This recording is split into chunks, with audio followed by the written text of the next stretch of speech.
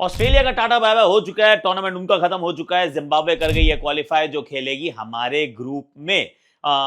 Group की सीडिंग्स कैसे हुई थी इसकी थोड़ी सी बात कर लेंगे कि क्या सोचा गया था, किस प्रकार से क्वालिफिकेशन हुआ था, क्योंकि आप लोगों ने ये सवाल पूछा। पर अब आज मुकाबला एक तो है पाकिस्तान का नमीबिया के साथ। अगर कहीं ये हार जाते हैं, मतलब कुदरत का निजाम अगर उल्टा चल पड़ता है, तो फिर यूएसए क्वालिफाई कर जाएगा। बिलीव इट और नॉट, इस समय यूएसए ने एक्चुअली भारत और पाकिस्तान को अलग अलग करके रखा हुआ है। और आई don't know whether Donald Trump साहब जानते हैं कि अगर नमीबिया से पाकिस्तान हार जाए तो यूएसए को फायदा होने वाला है। Maybe, I don't know. और last but not the least, India का मुकाबला जो नेदरलैंड्स के साथ है उसकी बात भी करेंगे। मुकाबला अहमदाबाद में है। ऑपोजिशन से ज्यादा इस मैदान के ऊपर थोड़ा सा ज्यादा फोकस करना पड़ेगा। बेयर विद मी, बताता हूं क्यों।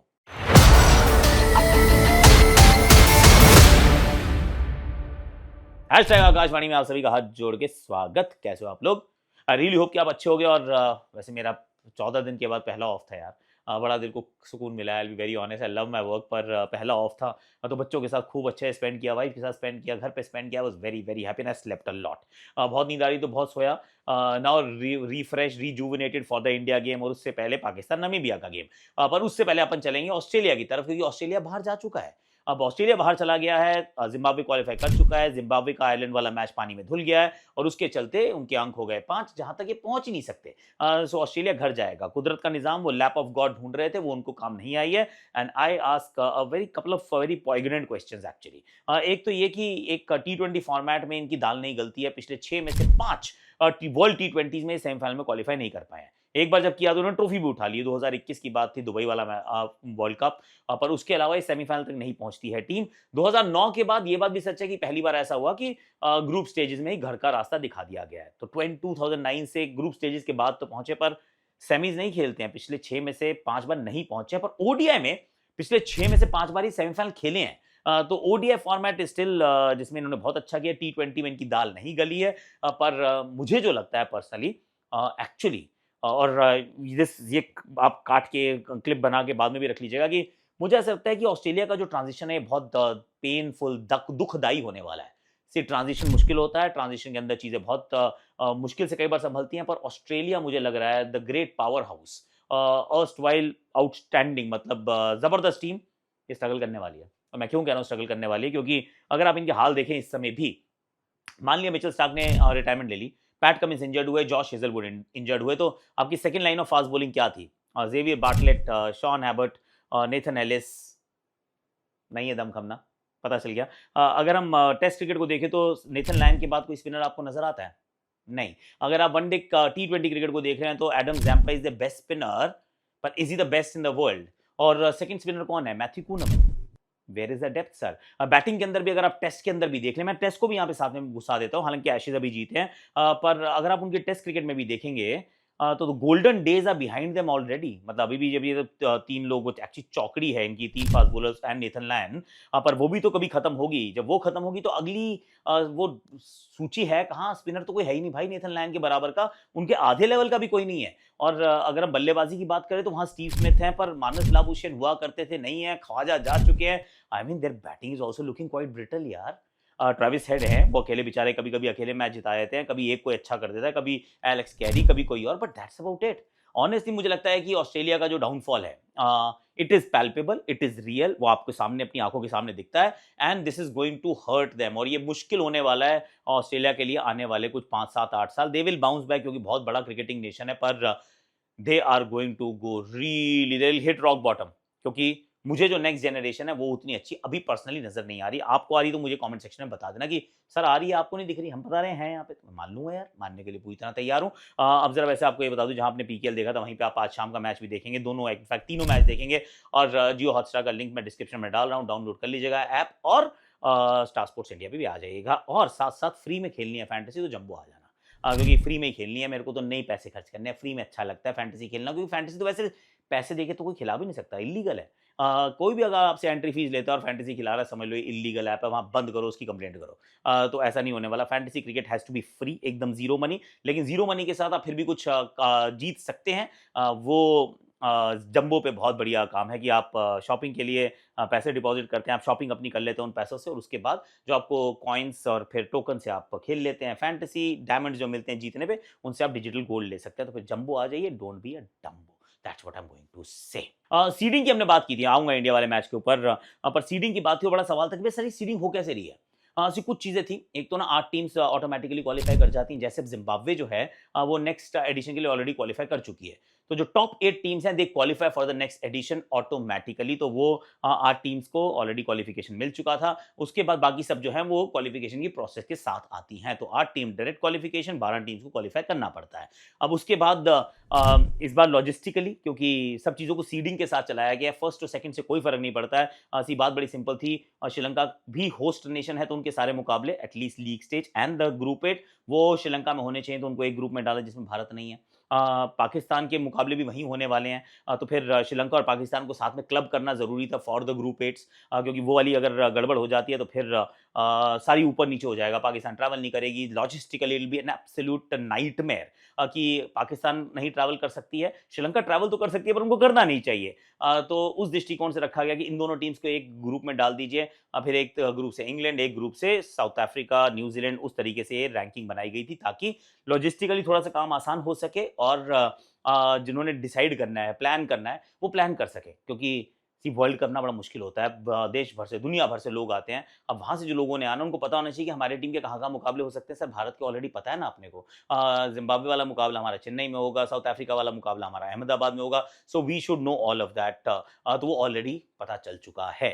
सो सीडिंग का फॉर्मूला यही था कि Pakistan and Sri Lanka they must end up in the same group जब आती है सुपर 8 की बारी। Otherwise it would have been a logistical nightmare. अगर ये करते ना कि इस ग्रुप का पहला, फिर उस ग्रुप का दूसरा, फिर एक का पहला, इसका दूसरा, खत्म। पर इसके आगे नहीं है। इसके आगे नहीं है। सेमीफाइनल के अंदर ऐसा नहीं है कि सीडिंग ऑलरेडी हो रखी है।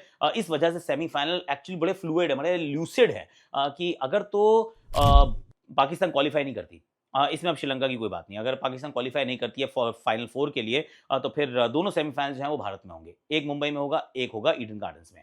अब अगर पाकिस्तान क्वालिफाई करती है तो एक सेमीफाइनल कोलंबो में होगा। अगर तो इंडिया और पाकिस्तान का सेमीफाइनल हो जाता है, मान लीजिए इंडिया फर्स्ट फिनिश करती है, पाकिस्तान सेकंड फिनिश करती है, प्रोवाइडेड दे क्वालिफाई, तो फिर वो वाला मुकाबला कोलंबो में होगा और ईडन गार्डन्स के मुकाबले को हटा दिया जाएगा। फिर वानखेड़े वाला मुकाबला होगा जो दूसरा सेमीफाइनल होगा।